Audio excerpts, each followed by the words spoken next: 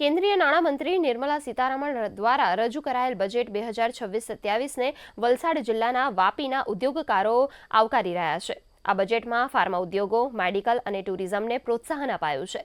સાથે સાથે બજેટમાં એમએસએમઈને વૈશ્વિક ચેમ્પિયન બનાવી સ્પર્ધાત્મક બનાવવા પર ભાર મુકાયો છે।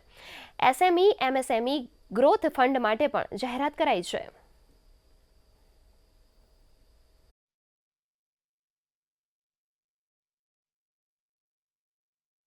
वापी में आजूबाजू में एमएसएमई उद्योगों है, एसएमई उद्योगों है और एसएमई और एमएसएमई उद्योगों माटे राहतनी जे पैकेज जाहिर करेला है, सब्सिडी जाहिर करेली है, ये खास करीने उद्योगों में जे उद्योगना मित्रों में भी प्रोत्साहक बजेट तरीके जोई रह्या छे અને ભવિષ્યમાં આખું વર્ષ જે રીતે આ નવી સબસિડી ને નવા આયામો જે રીતે નવા ટેક્સટાઇલ પાર્ક અને જે ઇમ્પોર્ટ અને એક્સપોર્ટ માટે જે નવી નીતિ અપનાવવામાં આવેલી છે એના માટે બી એક વાપીના ઉદ્યોગકારો માટે એક પ્રોત્સાહક આ બજેટ છે।